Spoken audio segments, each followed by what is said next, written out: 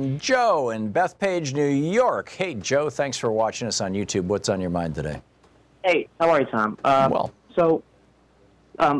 a senior at Plainridge High School here on Long Island, New York.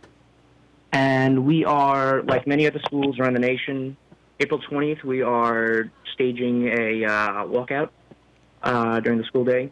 Cool. 10 a.m., April 20th at 10 a.m., we're going to be walking out for 17 minutes, and then respectfully walking back into the school, and out of respect for the 17 lives lost in Florida this past week. And, I'm just calling for two things.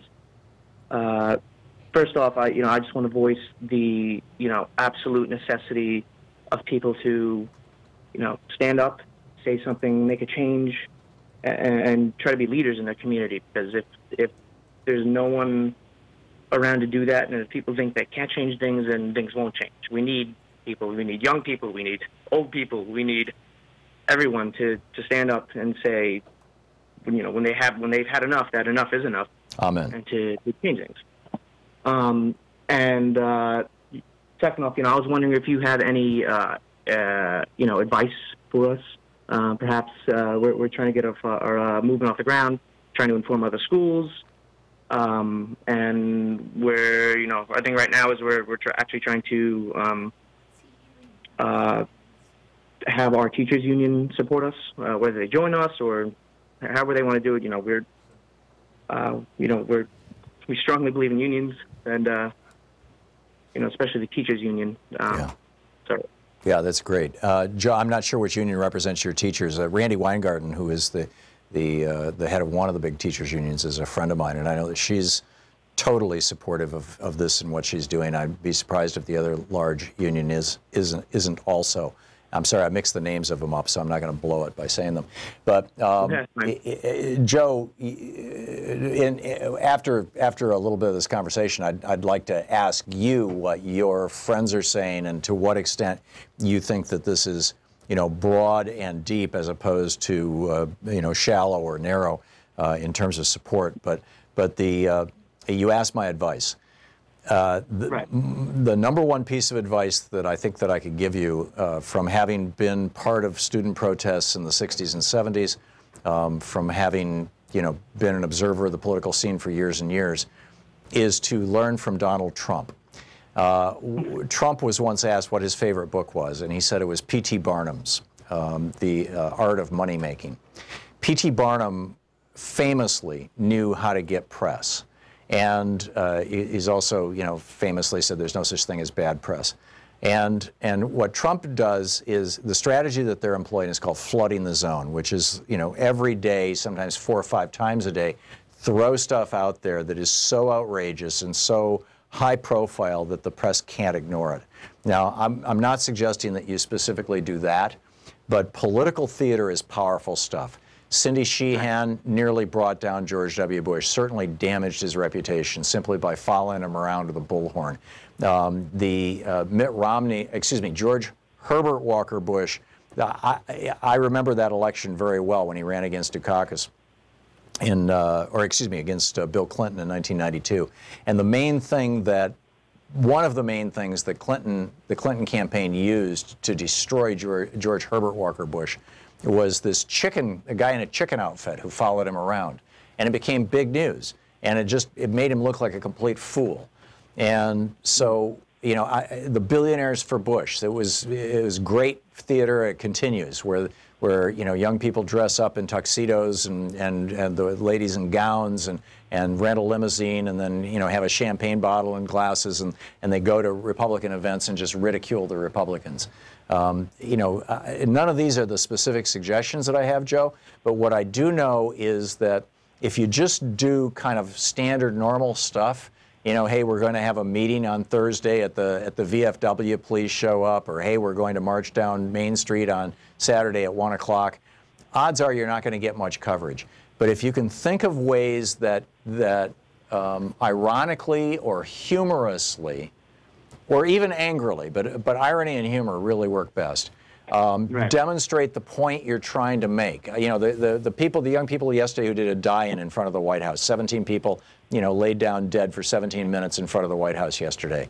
That got the nation's attention. That caught the national news cycle. So it's like looking for that edge, looking for something that a copy editor or an assignment editor is going to say, oh, this will be interesting. There's a human interest piece here, and there's, you know, people are going to smile, or they're going to laugh, or they're going to be horrified, or they're going to get angry, but you're going to get a response. It's not just another damn data point. It's not just a meeting or a publication or something like that. So that's my advice. Joe, I'm curious what your peers are saying. You know, in adult circles, it seems that Republicans are very, very well entrenched in this idea that, you know, guns then, guns now, guns forever. I'm wondering if their kids are feeling that way. I mean, I think the consensus is clear against, you know, almost every demographic in America. You know, there are people in our school, you know, students and teachers who, you know, think that, you know, they're on the opposite side of the table. Of the aisle, rather, you know, and, you know, they think nothing's wrong, but, you know, nothing needs to change. But a majority of people, you know, so many students, you know, the teachers, they, you know, the students, when we first announced this, we had 300 people sign up within 3 hours, like pledging their support. We had, you know, the teachers, all the teachers I have spoke to, you know, my friends' parents who are teachers, you know, family members, you know, they all, you know, seem to be agreeing. Well, first off, with, you know, with what we're doing, but they agree. They know that what's going on politically with the Republicans, with the NRA, with campaign election reform. I mean, some people may know less, some people know more, but they all agree something's not right. People are woke. Change. Yeah. Well, that's good news. Joe, one other thing just popped to mind. Back in the, I guess it was the late 60s, Bobby Seale and Huey Newton went to, Ronald Reagan was governor of California, and he was gung-ho, and California was open carry. It was an open carry state. There were basically no gun laws in California at the time. And so perfectly legally, Bobby Seale and Huey Newton, there was a group of 8th graders who were meeting with Ronald Reagan on the steps of the Capitol to have a picnic. You know, it was a photo op for them. And so Bobby Seale, Huey Newton, and a half a dozen of their friends pull up in front of the state Capitol, get out of their car. Each one of them is carrying, like, you know, an M1, a shotgun, and a pistol. I mean, they're just loaded to the teeth. Right. And they walk up, and Bobby Seale pulls out a proclamation and reads it from the steps of the Capitol, and then they walk into the Capitol building with their guns.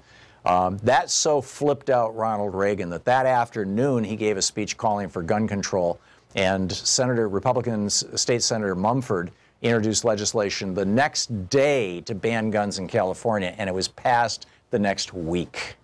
All it took was some, you know, scary black people, you know, in quotes, you know, carrying guns around. I'm not suggesting that you do that, and I'm not sure exactly how that should play out. And I know that, you know, you've got fairly strict gun laws there in New York State where you live, which wouldn't be the case in Oklahoma, for example, where, you know, you might have different tactics applied.